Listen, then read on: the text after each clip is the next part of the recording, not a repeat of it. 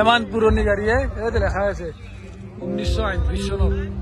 কিন্তু আমি এই কথাটো মানে ঘাট প্ৰতিকাৰ এজন মানুহৰ মৃত্যুৰ পিছত গোটেই ভাৰতবৰ্ষ খালী খালী লাগি গৈছে এজন মানুহৰ জীৱন কাহিনী পঢ়ি খুবেই আনন্দিত এই পাজুলত জুনি সোমাবছা তো গাইজ এইটো পাথৰ যি আছে তো এইটো পাথৰৰ ৰাম সেতুত ব্যৱহাৰ হোৱা শিলাখণ্ড এইটো গুড ইভিনিং গাইজ বৰ্তমান আমি আহিছোঁ ৭৭তম অসম সাহিত্য সভা চাবলৈ তো মই দেখুৱাই আছোঁ চাওক এতিয়া যাই আছোঁ আমি মানে প্ৰায় 1 কিলোমিটাৰ আগত আমি গাড়ী থৈছোঁ আৰু আমি খোজ কাঢ়ি যাই আছোঁ বৰ্তমান আমাৰ লগত আছে মোৰ সতীৰ্থবৃন্দসকল তুতুল মেহবুবকা আজনুৰ আৰু লগত পিছফালে আছে বহুত সতীৰ্থ তো ইমান দূৰৰ পৰা গাইজ ভিৰ পাইছোঁ মানিছোঁ কিন্তু গাইজ কিমান যে মানুহ আহিছে যাই আছোঁ বৰ্তমানত যাই পাই নি ইমান বেছি দীঘলাকে নকওঁ ডাইৰেক্ট জাগাত দেখাম জাগাত কি ক জাগাত দেখাম ক একবাৰ তো আজি দিনটো বোলে আমাৰ জীৱনটো কেনে আনিছো নি বাছ অসম সাহিত্য বা ৭৭ সংখ্যক পাঠশালা বজালী অধিৱেশন তো বলগতে আমি ভিতৰে সোমাও তো ফাইনেলি আহি পালো আমি প্ৰায় 1.5 কিলোমিটাৰ মূৰত এই হাৱেৰ পৰা এতিয়া অলপ ভিতৰে সোমাই যাব লাগে গাইজ মানুহ চব গাইজ ফাইনেলি আমি গেট পাই গেলো এতিয়া আমি সোমাম ভিতৰত পুৰা বাহিৰী বনাইছিলো গোটেইবিলাক তো গোটেই গেটখন বাহিৰী বনাইছে কিন্তু ভিতৰত সোমাই লওঁ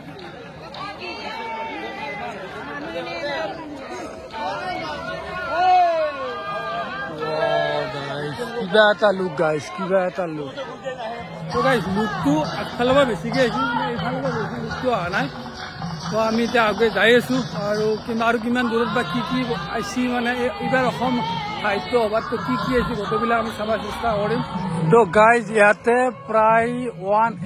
186 পতাকা মানে ইয়াতে পুতছি তো এই ফ্লেগবিলাক যে আছে প্ৰায় 186 এইফালৰ পৰা এইফালে গোটেই ঘূৰি চালিয়ে মানে আপোনালোকে 186 ইয়াতে ফ্লেগ মানে পুতছি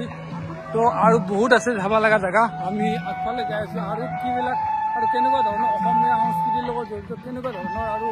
আইচি বস্তু তো আমি গোটেইবিলাক আজি মানে এক্সপ্ল'ৰ কৰিব চেষ্টা কৰিম আচ্ছা দে হা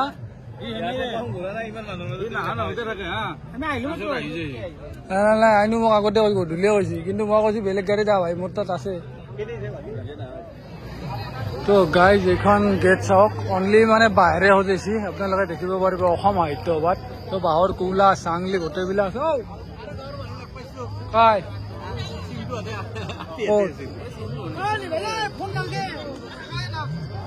যিকি নহওক আহিছে ন তো গেটখন কেনে লাগছি চব বাহিৰে বনাইছে গম পানা নাই বাঁহৰ আছে এইবিলাক না কুলা না এখন কি ডালা তো গাইজ ফুল হ'ব পাৰে আকৌ ডাঙৰ কথা নাই কিন্তু চাওক অনলি ডালা এই ডালাৰে ধুনীয়াকৈ বাঁহৰে সজাইছে মানে গাইজ আমাৰ গাঁৱৰ পৰা কিমান মানুহৰ মানে সমাগম দেখা পোৱা গৈছে তোৰ নযা চব বাউনবুৰীয়ে মেইন চাই থাক গোটাইবিলাকে দোকান চোকান আছে এইফালে নোহোৱা ভাল হ'ব নেকি আজি না ভিতৰে সোমাবি বলা কিন্তু এখানে কোনো ৰেহাই দিব নোৱাৰিম ইমান বড় পৰ্যায়তে লিপ্ত হৈ থকাৰ পিছত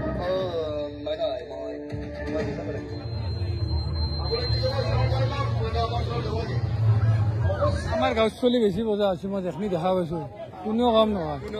তোৰ দোকান এৰিকে আহিব লাগে সৰস্বতী পূজা হলে আহিব লাগে কেতিয়া আহিবি জাষ্ট আহিলি না একে আমিও দে ঘূৰি থাক যাই যোৱা এবাৰ লাষ্টত লগ হ'ম তো গাইজ ইয়াতে বিভিন্ন ধৰণৰ অসমীয়া সাজপাৰ আপোনালোকে পাব গোটেই অসমৰ সংস্কৃতিৰ লগত জড়িত থকা বস্তুৱে হ'ব হা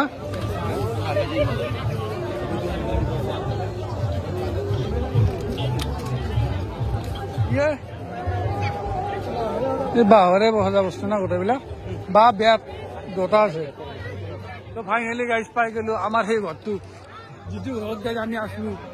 1997 চনত আমি ঘৰত আছিলো সেই ঘৰতে এনে আন ঘৰত আমি আছিলো গাইজ ইমান কি নকাইকা আমি আছিলো আমি জিন্দা আছিলো সেইকাৰণে কৈছো চাওক গাইজ এইবিলাক ঘৰৰ লগত আমাৰ বহুতো মানে ইমোচন জড়িত হৈ আছে গম পাইছা না বহুত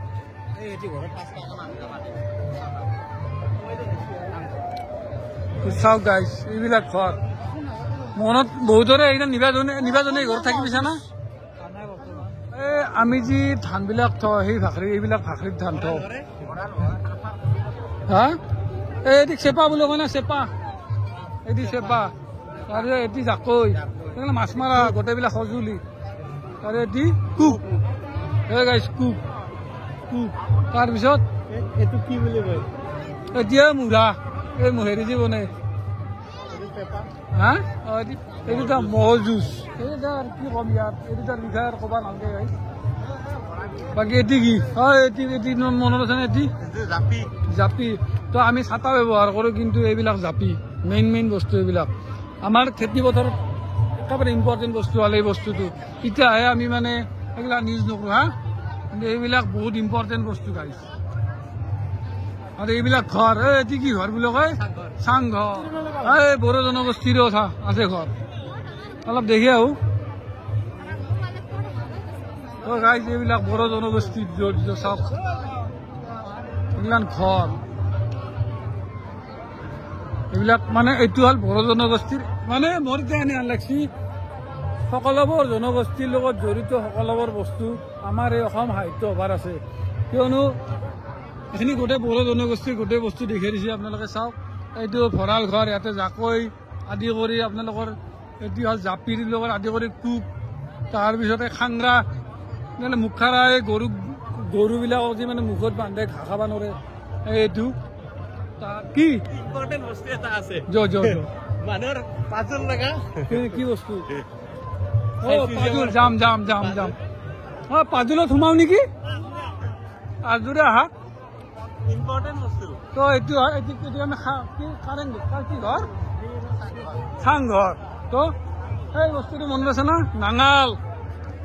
এই নাঙাল এই মুখাৰা তাৰপিছত এটি হ'ল মুই মানে কি আপোনালোকে বহুতে বুজি নাপাব আমি মানে পথাৰত কাম কৰা চলি আমি গম পাওঁ এইটি মুই দিয়ে মানে এটি গাইজ মনত পৰছি চা লিয়াম আছে না এতিয়া কাৰোবাৰ তাত গাইজ কমেণ্ট কৰি জনাবচোন এই লিয়াম যদি কাৰোবাৰ তাত আছে কমেণ্ট কৰি জনাব এই আমি এৰে তলত পঢ়িছিলোঁ ছাতিৰ তলত পঢ়িছিলোঁ এৰে তলত পঢ়ি পেলাই আমি ডাঙৰ আছিলোঁ নাৰদল হয় উখনি এই উখনি আছে উখনিটো মানে কম বেছি পৰিমাণে উখনিটো আছে এইটি মনত আছে না পাৰাবা এই গাইজ এই পাৰাবা এই পাৰাবা হেনি বুলি কয় এখনক হেনি এই গাইজ এই পানী যি আহিছে আমি যে পানী আহিছো এই তাৰপিছত এটি কি বুলি কয় এইটো পলা না মাছ ধৰে না ডাঙৰ মাছগেলা চৰি এইটো পলা নহয় এইটো জুলকা এটি জুলকা অসম সাহিত্য সভাৰ বিশেষ আকৰ্ষণ পাজুল এই মানুহৰ পাজুল লাগি আছে এই ভিতৰত সোমাইছি আমিও সোমাও নেকি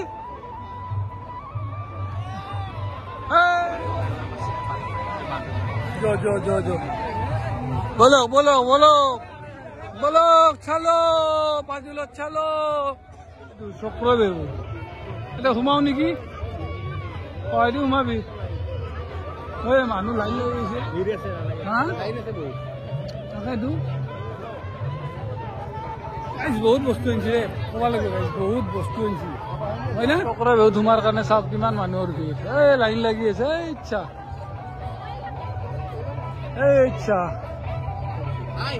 কি সোমাম নিজৰ জীৱনে চক্ৰ বেহু হৈ আছে আমাৰ জীৱনে চক্ৰ বেহু আমি আৰু কি সোমাম সহায় দি গেলি সহায় দি আৰু মানে সেই জাগাখিনিয়ে তাকেইতো গতিকে চক্ৰ বেহু ধুমে লাভ নাই আমাৰ জীৱনটোৱে চক্ৰ বেহু এইটো কি 5জনকৈ যাব পাৰিব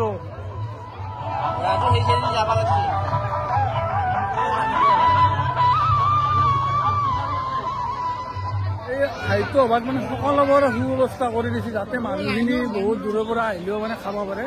তো চব লাইন পাতি মানে থিয় হৈ আছে এই চাওক গাইজ প্ৰায় 20,000 মানুহৰ কাৰণে ফ্ৰী খাদ্য বহন কৰিছে এইবাৰ অসম সাহিত্য সভা 77 সংখ্যক অসম সাহিত্য সভা মানুহ এইবিলাক দাতা নেকি খাদ্য তো গাইজ আপোনালোকে চাওক এইবিলাক দাতা তো এইবিলাকে মানে এই খাদ্যৰ ব্যৱস্থা কৰিছে, গোটেইবিলাক লিখা আছে। মই ইমান পঢ়ি নিদিওঁ, আমি এতিয়া নোসোমাও, মানে বহুত লাইন পাতিব লাগে, গতিকে আমি বহুত দূৰৰ পৰা আহিছোঁ না। তো মই মেইন বস্তুটো মই দেখাব লগা আছিল, যিহেতুকে অসম সাহিত্য সভাত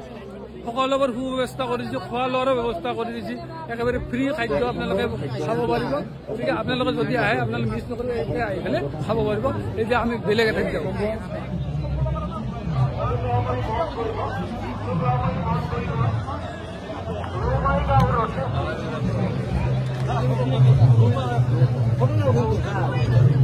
এতিয়া আমি যাম বিজ্ঞান মেলা। আটাইতকৈ মানে বহুত ইম্পৰ্টেণ্ট যদি আহে বিজ্ঞান মেলা, তেতিয়াহ'লে আপোনাৰ ৰাতিপুৱা 9টা বজাৰ পৰা ৰাতি 9টা বজালৈকে আপোনালোকে পাই যাব। কিন্তু ৰাতি 9 বজাৰ পিছত আপোনালোকে বিজ্ঞান মেলা গধূলি টাইমত আহিব, কিন্তু ৰাতি 9 বজাৰ পিছত আপোনালোকে বিজ্ঞান মেলাৰ আয়নীকৰণ সূত্ৰৰ জন্ম চন্দ্ৰশেখৰ ভেংকটৰমন। চন্দ্ৰশেখৰ ভেংকটৰমন আছিল প্ৰথম ভাৰতীয় নোবেল পুৰস্কাৰপ্ৰাপ্ত বিজ্ঞানী। সত্যেন্দ্ৰনাথ বসুৱে আৱিষ্কাৰ কৰিছিল বিখ্যাত বুছ আইনষ্টাইন তত্ত্ব।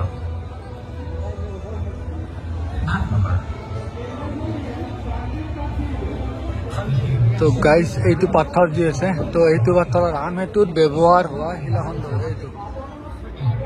পাথৰ এই কিমান যুগ যুগ আগৰ এইটো ৰাম সেতুত পাথৰ। এইটো তো কিমান মানে কিমান ঐতিহাসিক বস্তু আছে ইয়াতে, এই ইতিহাস মানে এইখিনি জেগাত গোটেই জড়িত আছে ইতিহাস। তো ৰাম সেতুত ব্যৱহাৰ হোৱা শিলাখণ্ড যদি থাকিব পাৰে, তো গাইজ আপোনালোকে ভাবিছে কিমান মানে আগৰ এই শিলাখণ্ড এতিয়াও মানে বস্তুটো ষ্টকত ৰাখি থৈ দিছে। এই গাইজ অসম সাহিত্য সভাৰ বিশেষ আকৰ্ষণ, ইমান ডাঙৰ জাপি মানে হতভম্ব হৈ যাব লাগিব। বা বনাইছে কিন্তু মই দেখুৱাই আছোঁ গাইজ, ৱেট।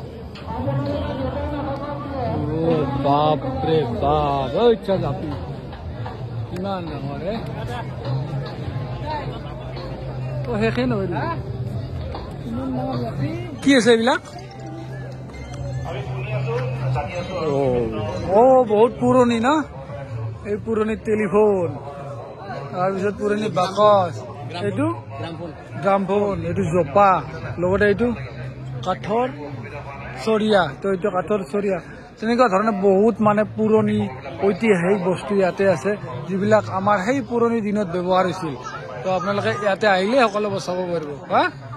ঐ টেকলা টেকলা চৰি দেই, কোনটো এইটো ন? বহুত পুৰণি পুৰণি বস্তু আছে, চোপা কামত ব্যৱহাৰ হোৱা হৈছিল। তাঁতীশাল আছে। হা যে চা বেঞ্চ কাৰ, এই 1938 চনৰ এখন কাৰ আছিল, ইটাও আছে, দেখিছা না? এই চা মই দেখাই আছো ৰহ, এই চা গাই বেঞ্চ কাৰ ASD-116 ঘূৰাই দি আছো ৰ। ইমান পুৰণি গাড়ী এইটো দেখাই আছে 1938 চনত। কিন্তু আমি এই কথাটো মানে ঘাট প্ৰতিকাৰ কথা আমি আগতে প্লান কৰি মানে ইমান পুৰণি কাৰ, টায়াৰ গেলা এতিয়াও আছে, কি ষ্ট্ৰং টায়াৰ। কিছু ইমান ধুনীয়াকে সজাই ধৰিছে। টায়াৰ চা, বেঞ্চ কাৰ, কাৰ বা কি জানো, এটা লিখা আছে শ্ৰী যতীন্দ্ৰ নাৰায়ণ উজনি, বৰ্তমান সংৰক্ষক প্ৰয়াত ৰায় চাহেবৰ নাতি। গোটেই লেখাই আছে, এইখানে গাড়ী আছিল। সেই পুৰণি দিনত কিমান দামী গাড়ী আছিল, এতিয়াও মানে সাজে ধৰিছে। ভাবি চাওক গাইজ, এইবিলাক অসমৰ ঐতিহাসিক দৃশ্য আমাৰ ইয়াতে গোটেইবিলাক দেখা পাব। আমি গাইজ অসম সাহিত্য সভাৰ মেইন জেগাত সোমাম, গ্ৰন্থমেলা 77 সংখ্যক পাঠশালা বজালী অধিৱেশনত গ্ৰন্থমেলা কেনেকুৱা ধৰণে কেনেকুৱা কিতাপ আনিছে, আমি ভিতৰত সোমাই পেলাই গোটেইখিনি গম পাম। সব জেগাত ইমান মানুহ দেখা পাব, কিন্তু গ্ৰন্থমেলাত ইমান মানুহ দেখা নাপাব। য'ত কিতাপৰ জেগা তাতে মানুহৰ সংখ্যা একেবাৰে কম গাইছে। কিয় বা সেইটো মই নিজে নাজানো। কোনখন কিতাপ?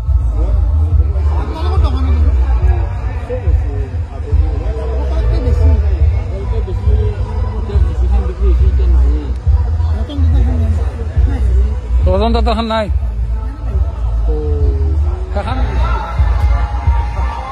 এতিয়া নাই ন ৰতন টাটাৰ কিতাপখন? আল্লাহ আগত চাওঁ নেকি আৰু যদি কিজানি পাওঁ। তো গাইজ ভূতৰ ফেচবুক একাউণ্ট প্ৰকাশন পাঞ্জজন্য বুকছ অশোক কুমাৰ নাথৰ ৰস ৰচনাৰ গ্ৰন্থ এখন লবি চাওঁ কি পাওঁ বহিৰ পৰা শুনিবিলাক মই লাজি ল লৈ লো ৰতন গাইজ ফাইনেলি আমি পাই গেলো আমাৰ ৰতন দাদাৰ এইখন পঢ়িব লগা আছে আজনুৰ ভাই পাই গেলি না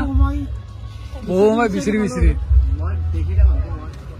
এই দেখিলে মানুহ এতিয়া বা গোটেই জাগা বিচাৰিলো তো ফাইনেলি পাই গেলো বাকী আৰু মই বেলেগ এখন বিচাৰিছো ঐ নিবাস ভাল পোৱা আলম খিলাৰী তোমাৰ দৰে আমাৰ প্ৰেমিক থাকিলে আমাক কিতাপ পঢ়িবা তোমাৰে আমি অভিজ্ঞতা গাইজ মোক প্ৰেমিক বুলি দেখিছে না মই হল জলদা মোক হল চালা দি যাই চবে কি হ'ব মোক গুৰু মানে ধন্যবাদ তাৰ কাৰণে মানিছো মোক দুখ যদি হাৰি যাওঁ আঁতৰাব খুজিছো তাকে যাওঁ এতিয়া সেইখিনিতো কমচে কম সেইখিনিতো হাওক পাইছা আমাৰ কাকা গাইজ এতিয়া মেইন তো গাইজ ফাইনেলি ৰতন দাদা লৈ ল'লো যিহেতুকে মোৰ বহুত ইচ্ছা আছিল মানে ইয়াৰ কিতাপ পঢ়িবা বহুত বিচাৰিলোঁ কিন্তু ফাইনেলি বিচাৰি পালোঁ আজনুৰ ভাই এখন লৈছে মই এখন লৈছোঁ আজনুৰ এইখন লৈ লওঁ একেলগে তো সেইখনে গাইজ আপোনালোকেও পঢ়িব যদি জীৱনত আগবাঢ়িব বিচাৰে এইখন পঢ়িব আছেনে জীৱনৰ গভীৰ অৰ্থ নিশ্চয় আছে আমাৰ জীৱনত বহুত গভীৰ অৰ্থ আছে তাৰপিছত পুৱাই দুৱাল খুলি দেখা পৃথিৱীখন মই ৰাতিপুৱা কি দেখা পাইছিলোঁ নকওঁ গাইজ পাপৰ পুখুৰী ঢোলৰ চেৱত লামচিয়া জীৱনৰ আলি দমজাত কৈশোৰ বকুল ফুলৰ দৰে নিজক সলাও আহক নিজক আৰু কি সলাবি গাইজ যিখিনি সলাব লাগে সলাইছোৱে গাইজ এইবিলাক কিতাপ আছে কি পঢ়িবি গাইজ এখন কিতাপ লৈ গ'ল জীৱনৰ পৰা মই কি শিকিলো এইটো আমাৰ কাকা লৈছে জীৱনৰ পৰা মই কি শিকিলো আৰু লিখক হ'ল হেমেন বৰগোহাঁই আৰু জিনামণি ফুকন তো গাইজ এইখনো পঢ়িব আমি মানে একেলগে লৈছোঁ তিনিখন চাৰিখন মান তো গাইজ ফাইনেলি আমি প্ৰায় 4 ঘণ্টামান মানে অসম সাহিত্য সভাৰ ভিতৰত হয় অলি বুলি পঢ়িলোঁ বহুত ভাল লাগিছিল লগতে আমি কিতাপো কিনিলোঁ এতিয়া আমি ৰিটাৰ্ণ হৈ আছোঁ কিমান মানুহৰ ভিৰ আপোনালোকে চাওক আগফালেও মানুহ পিছফালেও মানুহ বহুত মানুহ গাইজ আৰু অহাকালি 4 তাৰিখে লাষ্ট দিন আছে গতিকে আপোনালোক আহিব আৰু বহুত ভাল লাগিব গাইজ বহুত অসমৰ মানে পুৰণি ইতিহাস ইয়াতে মানে সকলোবোৰ বস্তু দেখা পাব বাকী আৰু মই বেছি দীঘলীয়াকৈ নকওঁ আৰু